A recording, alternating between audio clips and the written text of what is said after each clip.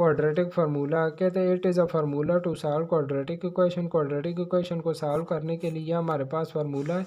ये देखिए कोई भी जनरल क्वाड्रेटिक इक्वेशन है तो यह इसके लिए formula minus B plus minus square root के अंदर बी स्क्वायर माइनस 4ac/2 है।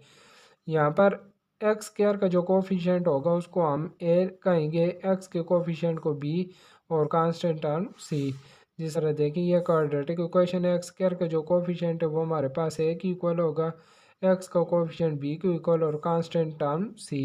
कांस्टेंट टर्म के साथ जो साइन है वो भी आपने लिखनी है। इस तरह यहाँ पर भी अगर माइनस हुई तो माइनस आप लिखेंगे।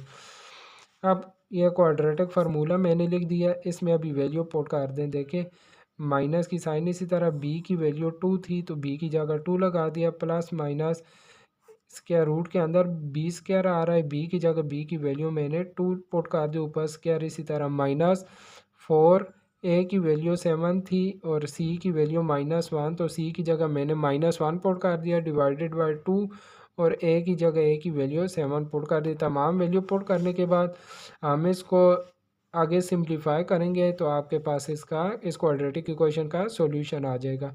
देखिए इसको सॉल्व किस तरह करेंगे। एक्स इक्वल टू -2 इसी तरह आएगा, प्लस माइनस स्क्वायर रूट के अंदर 2 का स्क्वायर लें 4 आ जाएगा। ये देखिए माइनस और माइनस मल्टीप्लाई होकर प्लस 4 7 ज़ार 28 डिवाइडेड बाय 2 7 ज़ार 14।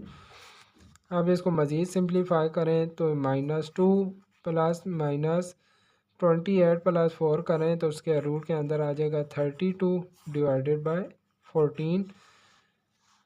तो ये x इक्वल आ जाएगा -2 प्लस माइनस 16 को हम लिख सकते हैं 4 square root of 2 divided by 14।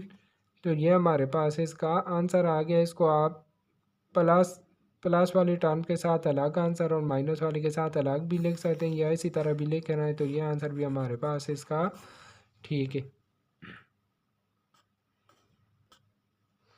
देखिए सेकंड एग्जांपल है, इसको भी हम क्वाड्रेटिक फार्मूला से सॉल्व करेंगे। मैंने क्वाड्रेटिक फार्मूला लिख दिया।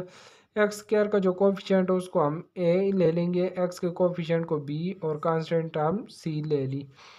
क्वाड्रेटिक फार्मूला मैंने लिखा।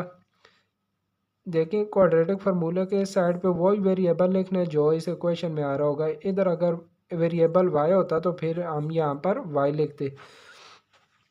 तो अब ये वेरिएबल एक्स है तो एक्स इक्वल हो जाएगा -b plus -b square -4ac/2 है। अब तमाम वैल्यू पुट कर देंगे। बी की जगह बी की वैल्यू पुट की 2 प्लस माइनस स्क्वायर रूट के अंदर बी की वैल्यू 2 है, 2 पुट की -4। इसी तरह ए की वैल्यू 5 थी, ए की जगह 5 लगा दिया। सी की वैल्यू -3 थी, -3 लगा दिया डिवाइडेड बाय 2 और 2 के साथ ए की वैल्यू 5।